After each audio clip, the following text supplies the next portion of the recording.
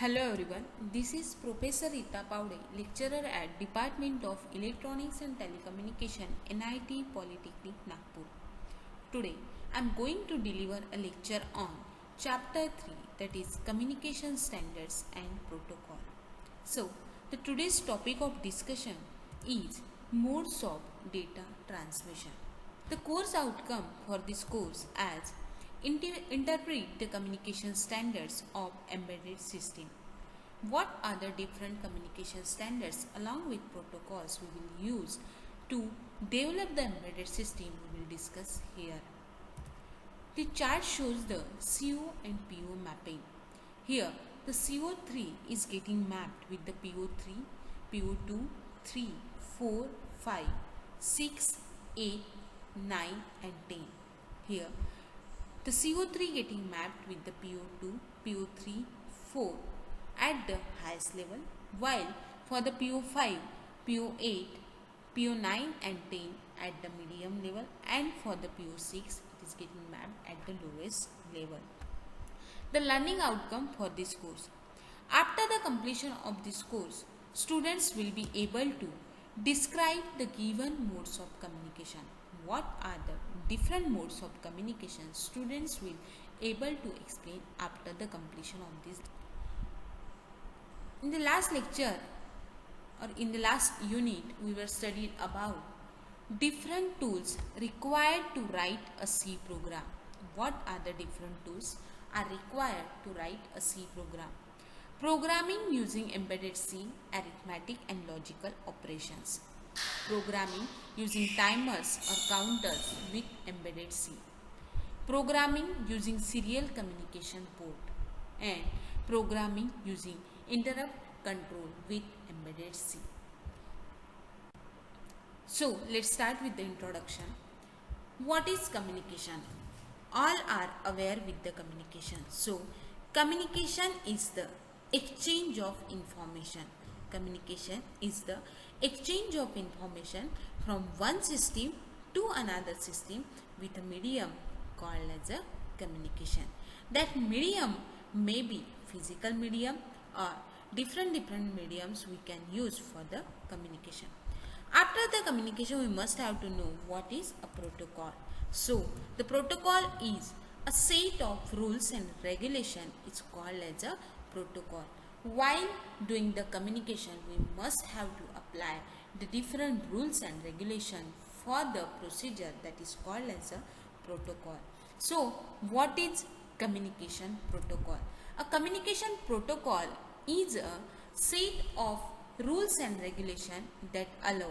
क्या कहता है देखो, कम्युनिकेशन प्रोटोकॉल ऐसा एक प्रोटोकॉल है जो set of rules and regulation that allow to electronic device, दो इलेक्ट्रॉनिक डिवाइस को connect to exchange the data with one another. क्या करता है, कनेक्ट करता है to exchange the data with one another. But उसके लिए उसके साथ क्या होना चाहिए, जो भी रूल्स एंड रेगुलेशन उसको प्रोवाइड की है that must be fulfill while doing the communication, and that protocol it is called as a communication. So different data transmission modes are there. So this data transmission getting divided into two different parts, that is one is the parallel transmission and the second one is the serial transmission. And this serial transmission again divided into two parts, that is one is the asynchronous and the second one is the synchronous communication. Clear everyone? So data transmission के कितने parts है, parallel and serial. Serial के again दो है, जो asynchronous और synchronous, जो कि अपन ने प्रिंसिपल्स ऑफ इलेक्ट्रॉनिक्स कम्युनिकेशन में पढ़े हैं. देन पैरेलल ट्रांसमिशन क्या होता है? So let's start with the parallel transmission. तो पैरेलल ट्रांसमिशन कैसा होता है, ये इस फिगर में दिखाई दे रहा है. तो ट्रांसमिशन या फिर कम्युनिकेशन जब भी अपन करते हैं तो that communication can be based upon the sender and the receiver. देखो यहाँ पे आप लोग जो भी इंफॉर्मेशन यहाँ पे सेंड हो रही, तो यहाँ पे मैं ले रही हूँ 8 बिट का डेटा. क्या ले रही हूँ, 8 बिट का डेटा. और 8 बिट का डेटा अगर मैंने सेंड करना है तो मुझे दोनों डिवाइस को पैरेलली कनेक्ट करना पड़ेगा. क्लियर? तो यहाँ पे देखो सेंडर के साथ रिसीवर पैरेलली कनेक्ट है. यहाँ पे 8 बिट का जो डेटा है वो आप लोगों को कैसे सेंड करना है. पैरेलल कम्युनिकेशन आप जब करते हो तो आप लोगों का एक 8 बिट का डेटा वो डिफरेंट वायर्स को कनेक्ट करके आपको रिसीवर तक सेंड करना है, बराबर है।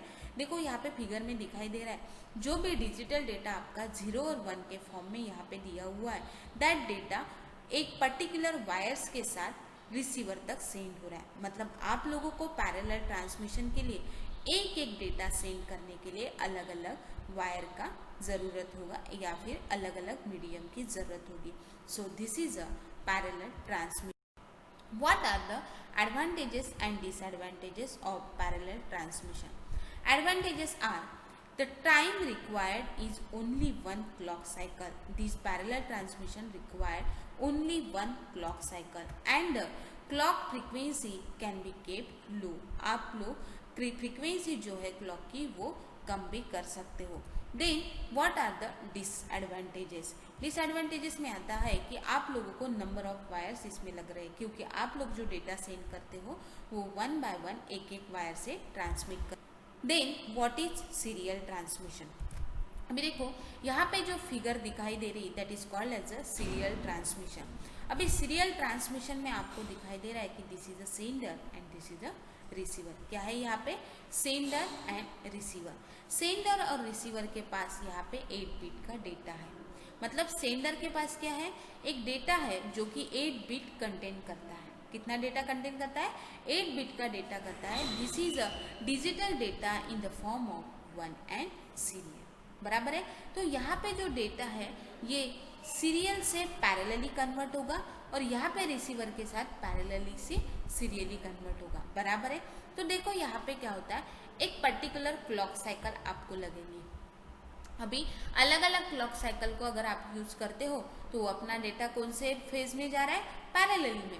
बट सेंडर क्या कर रहा है? यहाँ पे पूरा का पूरा डेटा अपने पास ले रहा है। क्या कर रहा है? पूरा डेटा अपने पास ले रहा है और वो जो डेटा है उसने ये जो data by using the parallel और सीरियल कन्वर्टर उसने एक फ्रेम में उसको स्टोर किया। क्या किया है? फ्रेम में उसको स्टोर किया है और जैसे ही फ्रेम में स्टोर किया है वो पूरी की पूरी फ्रेम वो डेटा मतलब 8 बिट का डेटा टोटली रिसीवर के पास सेंड कर रहा है। मतलब एक ही चीज़ एक ही टाइम में एक ही वायर के साथ सेंडर से रिसीवर तक सेंड हो रही। समझ में आ रहा है? क्या था पैरेलल में? पैरेलल में आप लोगों ने नंबर ऑफ वायर्स को सेंड किया था। सीरियल में आप क्या कर रहे हो? एक ही वायर के थ्रू आप लोग सेंडर से डेटा रिसीवर तक सेंड कर रहे हो। कोई भी डेटा, आप 8 बिट का डेटा लो, 16 बिट का डेटा लो, बट मोस्ट प्रोबेबली अपन कितने बिट का डेटा लेते हैं? 8 बिट का डेटा। और 8 बिट का डेटा ऐसे एक एक फ्रेम में कनेक्ट करके 1 बाय 1 उस फ्रेम को अपन रिसीवर तक सेंड करेंगे। So this is a serial transmission. समझ में आ रहा है? तो this serial transmission getting divided to different parts, that is one is the asynchronous transmission and the second one is synchronous transmission। सभी को असिंक्रोनस और सिंक्रोनस ट्रांसमिशन पता है। ट्रांसमिशन सभी को पता है। असिंक्रोनस मतलब जिसमें सिंक्रोनाइजेशन नहीं है और सिंक्रोनस मतलब जिसमें सिंक्रोनाइजेशन है वाइल सेंडिंग द डेटा। देखो यहाँ पे let's start with the asynchronous transmission. क्या होता है असिंक्रोनस ट्रांसमिशन? जैसे आप लोग अगर ट्रांसमिशन कर रहे हो तो सभी को पता है कम्युनिकेशन में कौन से 2 ब्लॉक इंपॉर्टेंट है? One is the transmitter and the second one is the receiver. तो अपन ने यहाँ पे ट्रांसमीटर को बोला है क्या? सेंडर। जैसे मैंने आप लोगों को बताया था कि यहाँ पे अपन 8 बिट का डेटा सेंड कर रहे हैं। क्या कर रहे हैं? 8 बिट का डेटा सेंड कर रहे हैं। तो देखो यहाँ पे सबसे पहले डायरेक्शन देखिए कि एक तरफ से डेटा फ्लो होना स्टार्ट हो रहा है up to the end. Clear? तो जैसे ही डेटा स्टार्ट हो जाएगा सेंड होना, तो यहाँ पे अपन ने 8 बिट का डेटा लिया जिसकी अपन ने एक फ्रेम रेडी की है। क्या किया है? रेडी किया है। तो अपन ने यहाँ पे 2 बिट्स कंक्लूड किए, one is the stop bit and the second one is the start bit. कितने बिट लिए? Stop bit and start bit. तो जैसे ही स्टॉप बिट, अभी सबसे पहले अगर मैंने डेटा स्टार्ट किया तो अगर मेरा 0 ट्रांसमिट होना स्टार्ट हो गया। जब तक कि मेरा 0 कंप्लीटली ट्रांसमिट नहीं होता अप टू द सेकेंड, तब तक के मेरा दूसरा डेटा स्टार्ट नहीं होगा। Clear everyone? इसीलिए एक बिट को अपन ने रखा यहाँ पे स्टॉप बिट में और एक को रखा अपन ने स्टार्ट बिट में। मतलब आपका एक डेटा यहाँ पे होने के बाद दूसरा डेटा आने तक के यहाँ पे क्या आ रही, गैप आ रही, बराबर है। तो ये जो दोनों यूनिट्स है, इन दोनों यूनिट में आप लोगों को दिखाई दे रही गैप, मतलब सिंक्रोनाइजेशन है क्या? नहीं। असिंक्रोनसली ये जो डिजिटल डेटा है from one frame to another frame, ये क्या हो रहा है? ट्रांसमिट हो रहा है। तो सबसे पहले एक बार जाएगा 0, जब तक ये कंप्लीटली 0 रिसीवर तक सेंड नहीं होता तब तक आपका जो डेटा है वो यहाँ पे सेंड नहीं होगा, जो कि एक पर्टिकुलर फ्रेम में स्टोर हो रहा है। और तभी स्टोर होने के बाद एक 0 अगर ट्रांसमिट हो रहा है, उसके बाद में आपका 1 ट्रांसमिट होगा। अगेन 1 के बाद कौन सा डेटा ट्रांसमिट होगा? 0 के बाद अगेन 1 ट्रांसमिट होगा। ऐसे by using start bit and stop bit अपना जो डेटा है वो ट्रांसमिट हो रहा है towards the receiver. There is no synchronization between this digital data. That's why it is called as the asynchronous transmission. समझ में आया सभी को? सीरियल ट्रांसमिशन के कितने पार्ट्स है? 2 parts, asynchronous transmission and synchronous transmission. Clear everyone? Part is that is the advantages and disadvantages of asynchronous transmission. Advantages क्या है कि यहाँ पे सिंक्रोनाइजेशन नेसेसरी नहीं है, विदाउट सिंक्रोनाइजेशन भी अपना डेटा ट्रांसमिट हो रहा है। उसके बाद में चीप, मतलब प्राइस में जो है वो चीप है। उसके बाद में व्हाट आर द डिसएडवांटेजेस? यहाँ पे अपने को without start and stop bits gap makes transmission slow, क्योंकि जब तक कि एक डेटा ट्रांसमिट नहीं होता दूसरा सेंड नहीं होता, इसीलिए यहाँ पे ट्रांसमिशन स्लो होता है। और यहाँ पे टाइमिंग एरर भी है, क्योंकि अपन यहाँ पे जो क्लॉक फ्रीक्वेंसी यूज करें उसकी क्लॉक फ्रीक्वेंसी अपने डिजिटल डेटा से मैच नहीं हो रही। Next part is synchronous data transmission. क्या होता है सिंक्रोनस डेटा ट्रांसमिशन? देखो यहाँ पे आप लोगों को सिंक्रोनस में क्या दिखाई दे रहा है। यहाँ पे एक ट्रांसमीटर है, यहाँ पे एक रिसीवर है। आपने कुछ एक डेटा दे लिया, नंबर ऑफ डेटा आपके पास है, 8 बिट का डेटा आप लोगों के पास, नंबर ऑफ डेटा आपके पास अवेलेबल है।